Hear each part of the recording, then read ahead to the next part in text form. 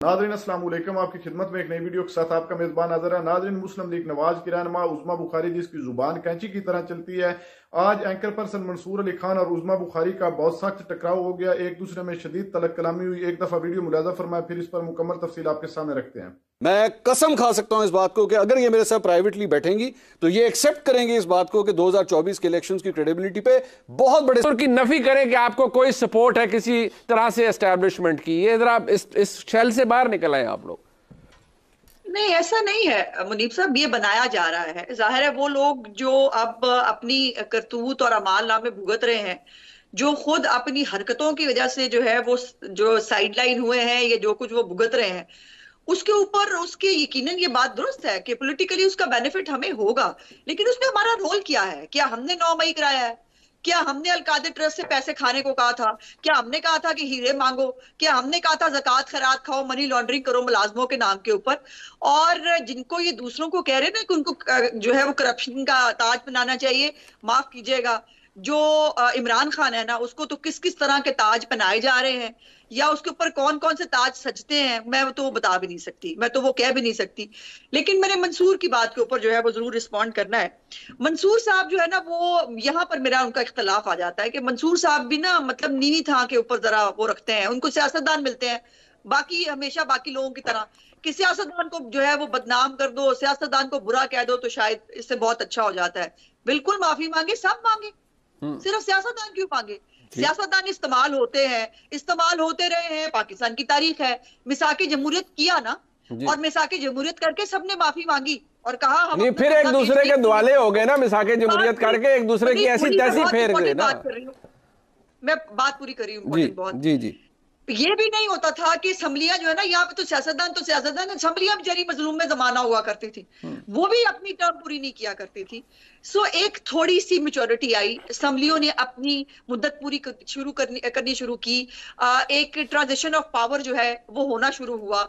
और ये माफिया जो है, ये सबको हमने तो कहा है ट्रूथ एंड रिकंसिलिएशन कमीशन बनाए, एक पार्लियामेंट्री कमीशन हो, और वो जो है वो सबका कच्चा छट्टा लेके आए। उसमें सियासतदान भी है, मैं नहीं कह रही सर, लेकिन सिर्फ सियासतदान को तू, सिर्फ सियासतदान गंदा, सिर्फ सियासतदान करप्ट, सिर्फ सियासतदान गुनहगार, मुझे इस पे एतराज होता है। सियासतदान तो सबसे ज्यादा नमाणी कौम है मुझे लगता है, जो मीडिया ट्रायल भी भुगतता है, जो अवाम के हाथों भी जो है जिसको होता है, जो जिसके ऊपर हर बंदा जिसका दिल चाहता है वो बात कर लेता है, और हर एक को एक ही छड़ी से हाँका जाता है। अब इमरान खान और मियां नवाज शरीफ में फर्क देखिए और ट्रीटमेंट में फर्क देखिए। वो मौसूफ अभी भी मटन खाते हैं देसी घी में पके हुए, उनको 9 लाख रुपए की जॉगिंग की जो है ना वो मशीन दी जाती है, उनके लिए कमरा घर से आई है जी, मटन भी करूं जानता है उन्होंने। उनके ऊपर केसेस तो देखिए क्या है, पाकिस्तान से खेलने से लेकर, इदारों में बगावत कराने से लेकर, ज़कात और खैरात खाने से लेकर, मनी लॉन्ड्रिंग करने से लेकर, करप्शन। मियां नवाज शरीफ के ऊपर एक इल्जाम कोई बता दे, कोई इल्जाम। मियां नवाज शरीफ ने हजारों अरबों के जो है वो लगाए जो है मंसूबे। ठीक है, वो आप कहते हैं करप्शन किक बैक नहीं, ठीक है ठीक है। ये कह रहे थे पानी हमेशा नीचे की तरफ जाता है, तो आप भी यही कह रहे थे कि लिस्सी कौम है सियासतदान, आप उनको टारगेट कर रहे थे। मैं सियासतदान ही जो है वो वज़ीर आज़म हाउस के अंदर जाके बैठता है, ना सहाफ़ी बैठता है और ना कोई जनरल बैठता है।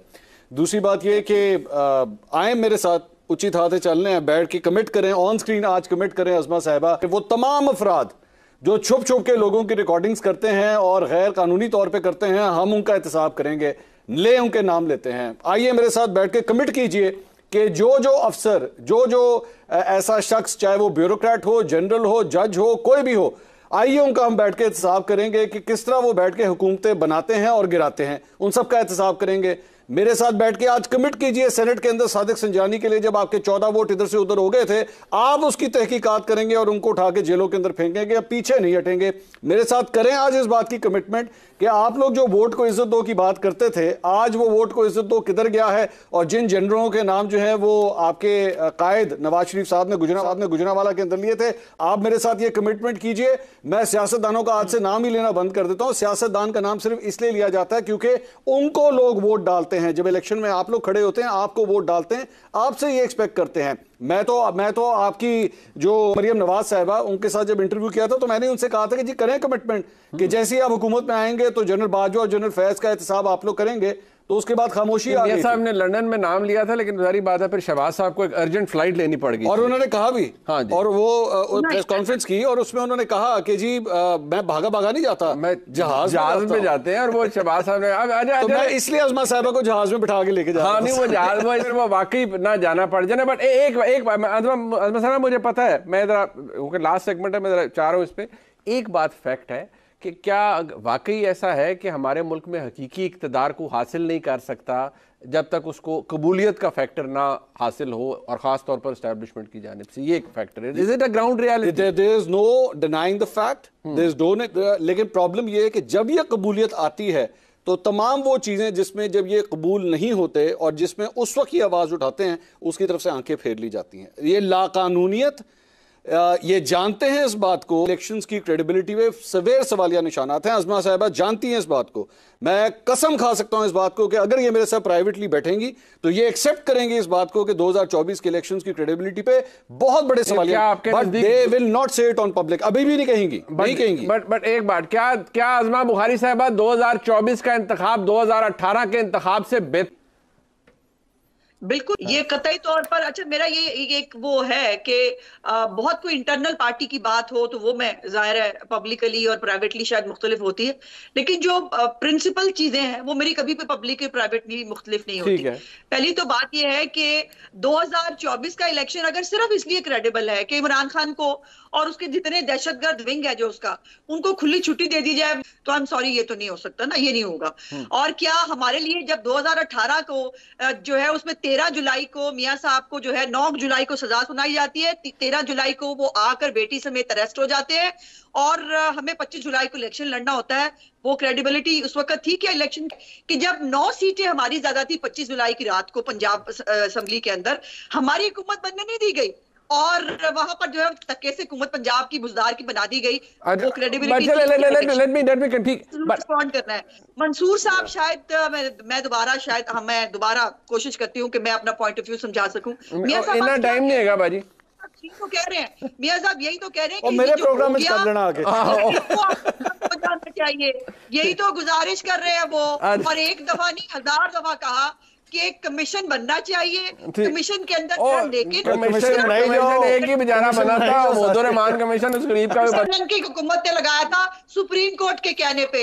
आप लोग तो उस वक्त भी नहीं कह सके जब उसको भगा दिया गया और कर दिया गया, जब उसको वो पाकिस्तान वापस ही नहीं आया। हुकूमत किसकी है, करना है। एक मिनट, अच्छा एक मिनट ना मुझे अच्छा अज़मा बुखारी साहिबा काइंडली मुझे वक्त दे देना। नाजरीन आपने वीडियो मुलाजा फरमाई है। नाजरीन उज़मा बुखारी इसके जितने भी प्रोग्राम आप देख लें, कभी भी इसने तमीज के दायरे में रहकर बात नहीं की है।